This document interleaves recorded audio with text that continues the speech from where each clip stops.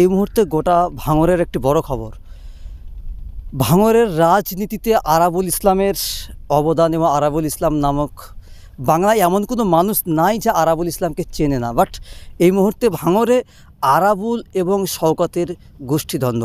চলুন এই নিয়ে বিরোধী দলরা কি বলছেন, এই ভাঙড়ের বুকে আরাবুল ইসলাম এবং শওকত মোল্লার যে দ্বন্দ্ব বর্তমানে চলছে, এই নিয়ে পশ্চিমবাংলার একজন বিধায়ক তথা আইএসএফের চেয়ারম্যান নওশাদ সিদ্দিকী কী বলেছেন সরাসরি আমরা শুনে নেব। চলুন দেখতে থাকুন বাংলা রায়না চ্যানেলের পর।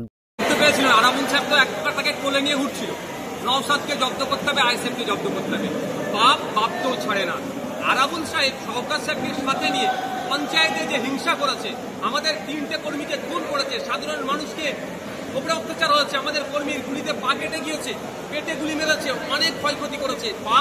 আজকে স্যার বাপ তো ছাড়ছে না, আরাবুল সাহেবের উপরে পড়ছে। এই যে গোষ্ঠীদ্বন্দ্ব বলছেন, এটা উন্নয়নের জন্য গোষ্ঠীদ্বন্দ্ব নয়। কে কতটা ওখানে ওয়েটল্যান্ড আছে দখল করবে, এই কোম্পানি আসছে জমি 30,000 টাকা শতক নিয়ে কানে বন্দুক ধরবে, না সই করলে মেরে দেবো, ওটা আবার 30 লাখে বিক্রি করবে। এই যে সিন্ডিকেটটা চলছে, অর্থাৎ 75-25 ইস্যু কার হাতে কন্ট্রোল থাকবে, এই জন্য ওদের লড়াই। এই লড়াইয়ের সাথে ভাঙড়ের উন্নয়নের কোনো সম্পৃক্ত নয়। এরা ভাঙড়ে কিভাবে হসপিটালটা সুপার স্পেশালিটি হসপিটাল হবে, ভাঙড়ে কিভাবে মেডিকেল কলেজ হবে, ভাঙড়ে কিভাবে গার্লস কলেজের একটা হয়, আমি গার্লস কলেজের দাবি করেছি বিধানসভায়, ভাঙড়ে কিভাবে একটা স্পোর্টস কমপ্লেক্স হবে, ভাঙড়ে হিমঘরটা যাতে দ্রুত হয়, হিমঘর জমি শুধু পড়ে আছে, তার জন্য এদের লড়াই নয়। এদের লড়াইটা হচ্ছে কে কত কামাতে পারবে। সুতরাং এই লড়াইয়ের সাথে ভাঙড়ের মানুষের কোনো সম্পর্ক নয়, এদের ধিক্কার নিন্দা জানাচ্ছে। ভাঙড়ের বিধায়ক হিসাবে আমি এতটুকুই চাইব, ভাঙড় শান্ত থাকুক, কোনো রকমভাবে হিংসা ভাঙড়ে না ছড়ায়। আজ কলকাতায় আইএস অফিসারের স্ত্রীকে ধর্ষণ করা হয়েছে এমনই আমরা জানতে পারছি, এবং সেই কেসটা চলছে হাইকোর্টে, এবং হাইকোর্ট যেটা নির্দেশ দিয়েছে যে থানার বিরুদ্ধে, মানে লেক যে থানা রয়েছে সেই থানার বিরুদ্ধে অসন্তোষ প্রকাশ করেছে এবং সেই ওসির বিরুদ্ধে পদক্ষেপ গ্রহণ করতে বলেছে।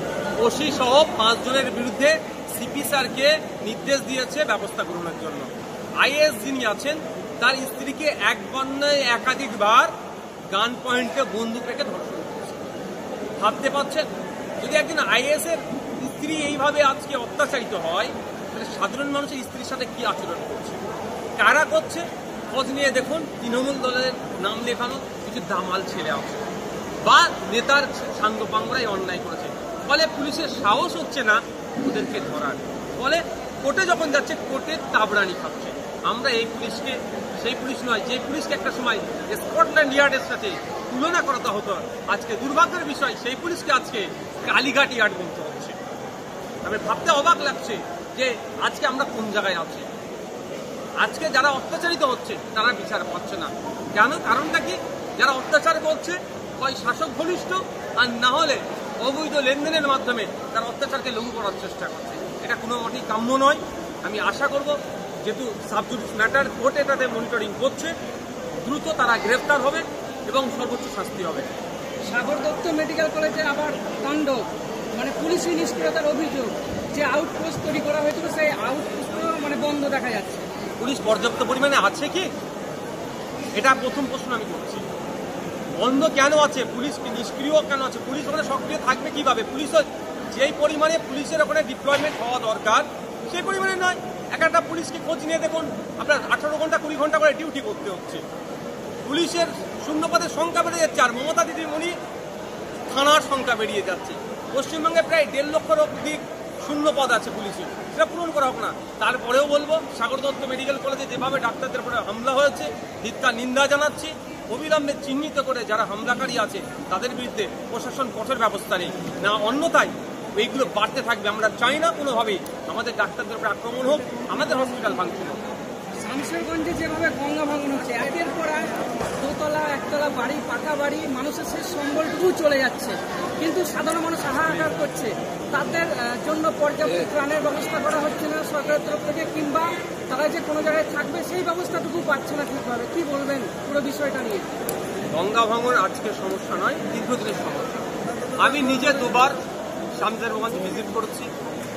ভিজিট করে গিয়ে বিধানসভাতে তথ্য নিয়ে, মুর্শিদাবাদ জেলার থেকে তথ্য, মালদা জেলা থেকে তথ্য নিয়ে এই এলাকার গঙ্গা ভাঙনের বিষয়টা নিয়ে স্থাপন করেছি এবং সেখানে প্রস্তাব রেখেছিলাম যে এখানে একটা মাস্টার প্ল্যান তৈরি করতে হবে। কিন্তু দুর্ভাগ্যের বিষয়, আমি এখানকার লোকাল তৃণমূল নেতার সাথেও কথা বলেছিলাম, সাধারণ মানুষের সাথেও কথা বলেছিলাম, তাদের মাথায় না এমন একটা ভুল জিনিস ঢুকিয়ে রেখেছে, নাকি এই গঙ্গা ভাঙন রোধ করা যায় না। আচ্ছা, আমরা দীঘায় অনেকে ঘুরতে যাই, সমুদ্রের পাড়ে, এটা তো নদী, ওটা পাড়, যেভাবে ঢেউগুলো এসে পাড়ে মেরে আবার ফিরে যাচ্ছে, মানে কিভাবে কংক্রিটের বাঁধ নির্মাণ করেছে যে বাঁধকে ভেদ করে যেতে পারছে না। এখানেও যদি আমরা যে টাকা ক্ষতিপূরণ আসে যদি সঠিকভাবে কাজে লাগানো হয় তাহলে গঙ্গা ভাঙন রোধ করা যাবে। কিন্তু দুর্ভাগ্যের বিষয়, গঙ্গা ভাঙন রোধের চিন্তাভাবনা শাসকের নাই। কারণ হচ্ছে এই গঙ্গা ভাঙনের ফলে যে ক্ষতিপূরণটা আসে, যে ত্রাণটা আসে, আমার যারা ক্ষতিগ্রস্ত পায় তারা তো পায় না, এরা লুট করে নেয়। তারা ফি বছর এরা চায় দু চারটে ঘর ভেঙে যাক, কিছু জমি তলিয়ে যাক, ওইটা দেখিয়ে টাকা তুলে আত্মসাৎ করবো। তো শামশেরগঞ্জের মানুষেরা গঙ্গার পার্শ্ববর্তী এলাকায় যারা বসবাস করছেন, আপনার ভূতনির মালদা ভূতনি আরও যেগুলো আছে, কি চর একটা আছে না, ভূতনির চর বলে সম্ভব, ওই এলাকার মানুষজন যতক্ষণ না সজাগ সতর্ক হবে ততক্ষণ এই ভাঙন রোধ হবে না। কিভাবে সজাগ সতর্ক হতে হবে? দায়িত্ব দিতে হবে এমন মানুষের হাতে যারা ভাঙনকে রোধ করতে পারবে। সর্বোচ্চ জায়গায় সর্বোচ্চ পর্যায়ে চলে, শুধু মেডিকেল কলেজে নয়, আপনি বিরোধী দল করেন, আপনার উপর থ্রেট আসছে, আপনি লেদার কমপ্লেক্সে কাজ করেন, ওখানে গিয়ে কোম্পানিকে বলছে যদি ওকে কাজ দেওয়া হয়, আমাদের ছেলেদের সাথে হয়েছে আইএসএফে, যদি ওকে কাজ দেওয়া হয় তোমার কোম্পানি বন্ধ করে দেবো। এই ট্রেড কালচার চলছে, এটা বেশি দিন টিকবে না। যারা ট্রেড কালচার চালাচ্ছে তাদের উদ্দেশ্যে বলছি, একটু ভাবুন, একটু ভাবুন। আজকে আপনি প্রশাসনের ক্ষমতাকে কাজে লাগিয়ে ট্রেড কালচার চালাচ্ছেন, কালকে সেই প্রশাসন কিন্তু চাপে পড়ে আপনার ঘাড় ধরে আপনাকে অ্যারেস্ট করবে। এটা মাথায় রাখুন। কারণ আমি আপনাদের বলে রাখি, আমাদের পার্শ্ববর্তী দেশ, আমি জাস্ট উদাহরণস্বরূপ বলছি, ওটা আমাদের রাজ্যে হোক, আমি কোনো মতেই চাইবো না কোনো একটা নির্বাচিত সরকারকে এরকমভাবে কেউ ফেলুক। আমি আমার রাজ্যের জন্য কোনোভাবেই চাইবো না, দেশের জন্য আমি চাইবো না। কিন্তু শিক্ষা নেওয়ার কথা বলছি, তারা যে নেত্রীর ছত্রছায়া থেকে ওই ট্রেড কালচার চালিয়েছিল, হিংসা করেছিল, সেই নেত্রী